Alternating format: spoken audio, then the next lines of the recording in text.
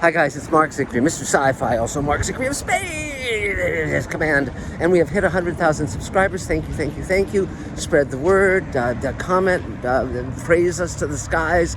Do everything you can do to spread the word and get us to the next milestone, which I guess would be 1 million. Not impossible.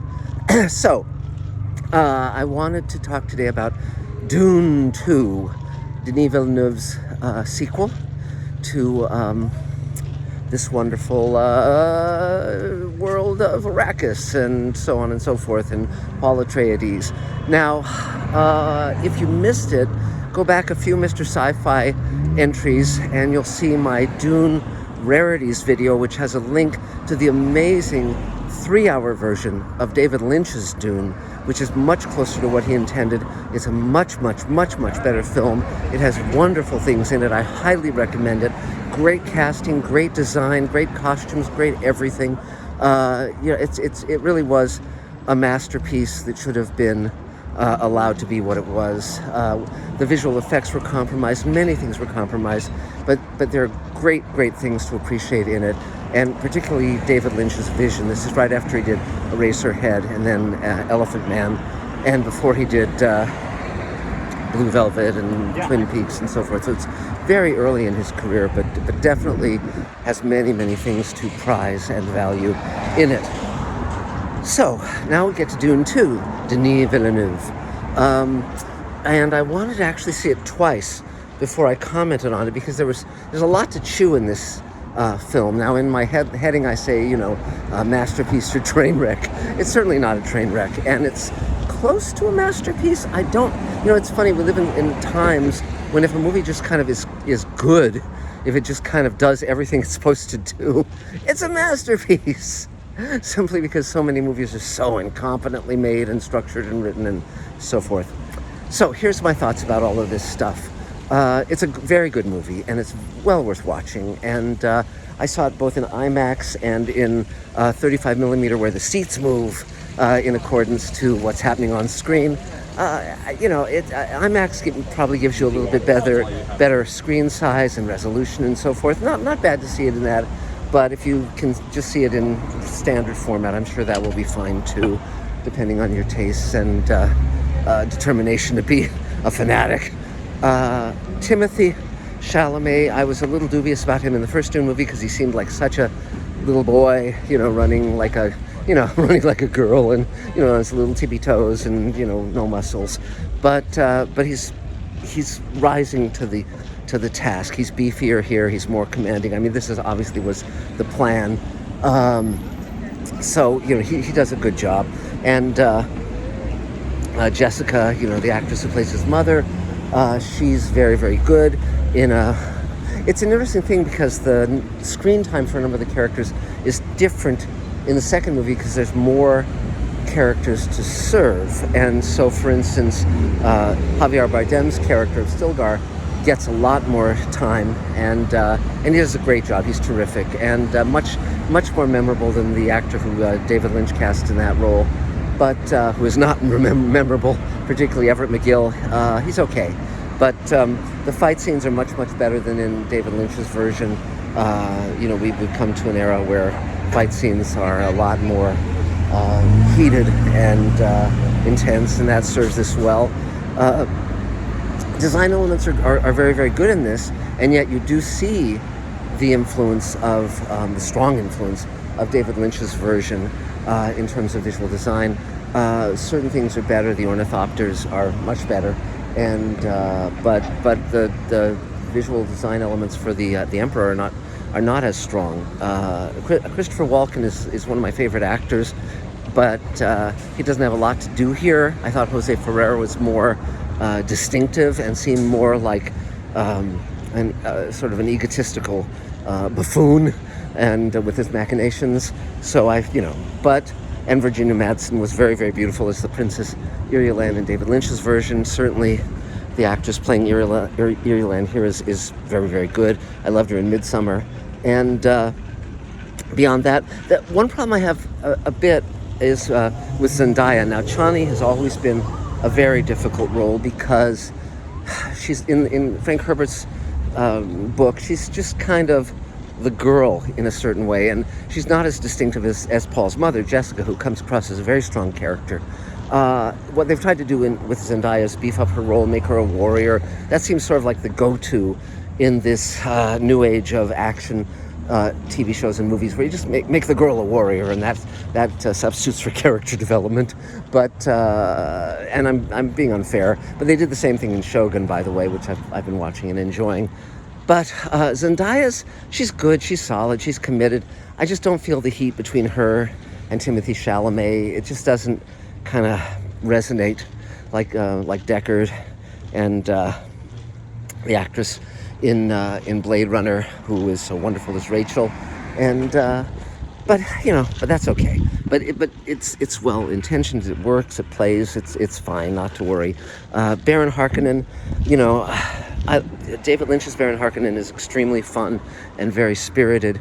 I really like that performance. I think Mr. Skarsgård's performance here is good, but very heavy, very low-key, very kind of like, well, I am doing this and I will do that. And it's okay. It's okay, but it's just kind of like a super fat guy who literally his strings get cut and shit happens. Now, a strange difference between this and the Lynch version and the other versions of Dune is the fact that throughout the entire second film, Jessica is pregnant with Paul's sister, Aaliyah, who in the Lynch film shows up as a child and is very creepy and fun, played by Alicia Witt. And so you see her in a flash forward. A lot of people by now know, spoiler alert, it's played by Anya Taylor-Joy, who I'm sure will be much more prominently featured in the third film, Dune Messiah. And that's all to the good. She's a wonderful actor, and she's also going to be Furiosa. So she's got a lot of great science fiction ahead of her. But this film is good. It leans much more heavily into the whole thing about political machinations and dovetailing with religious machinations in terms of laying the groundwork for a Messiah figure. Visually, it's a lot of fun. Denis Villeneuve is bringing his A game. Certainly, he doesn't really seem to have a B game, but but he's a terrific director. And what else can I tell you? What other things can I take away from this? Let's talk about Fade Routha. Austin Butler, who played Elvis, and is also in Masters of the Air and many other things. He's very, very good as Fade Routha. And the challenge with any science fiction film, or almost any film, period, is to do something you haven't seen before, to do something in a way that makes it fresh. And Denis Villeneuve had the daring to shoot the great scene in the stadium where Fade Routha kills 3 men, to do that in infrared.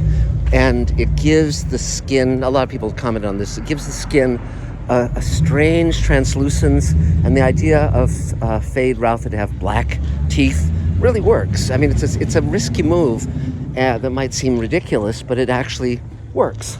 And it transforms Austin Butler's face, as does the lack of hair, no eyebrows, etc. It works, and he's terrific in the fight scenes, absolutely terrific. And the fun part, Baron Harkonnen is very much one note, and he doesn't really seem like a real person. With Fade, they do something very clever, and Fade's always been a very showy part. In the David Lynch version, Sting was terrific as well. I mean, in that blue leather thing, and really looked great.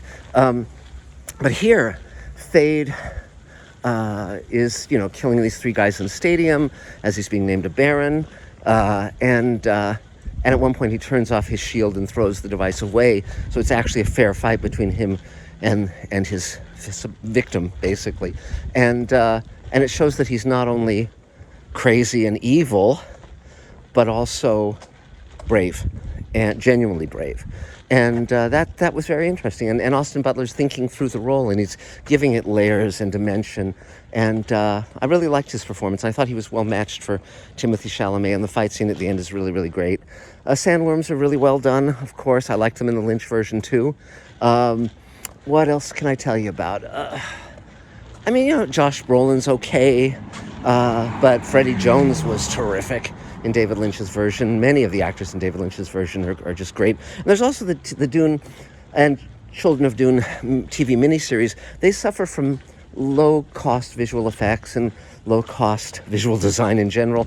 But again, there's a lot that can be enjoyed in those as well. The actor who plays Baron Harkonnen in those miniseries, I think it's Ian McNeesian something, but I first became aware of him when he was in the ensemble of Nicholas Nickleby that was on stage and also on television. Brilliant, wonderful actor. He's also in the TV series Rome. He's in many, many things, and he's really, really, really, really solid.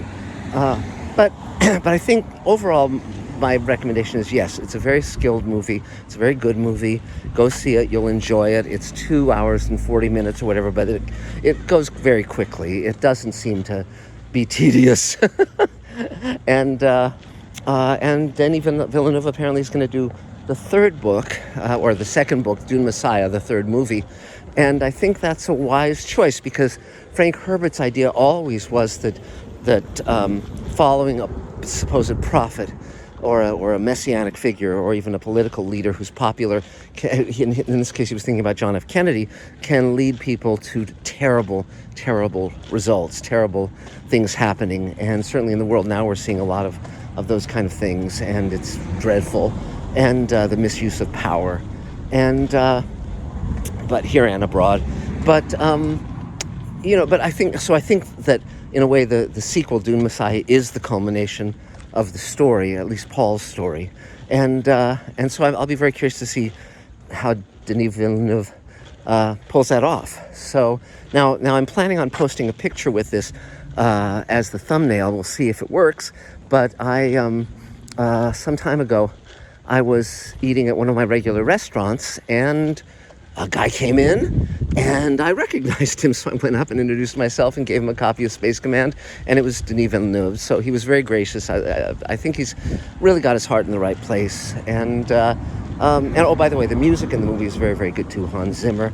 And so that's all I really have to say about it for now. But it's a great universe. I understand they're going to be doing a TV show set in the Dune universe about the Bene Gesserit sisterhood centuries earlier. But we'll see how that goes. But like Star Trek or Sherlock Holmes or Tarzan or any of these iconic universes and characters, you can do any number of versions. Some will be good, some will be bad, some will fall short, some will be classics. And so here we are with Denis Villeneuve. He's pulled off a dream that he's had since he was a kid when he first read the book, and good for him. Good for him. Good for him. So that's it for now. Lots more to come. Lots to talk about. But if you have questions or if there's commentaries you want me to do, please tell me, and I will. And we'll talk again real soon. Bye, guys.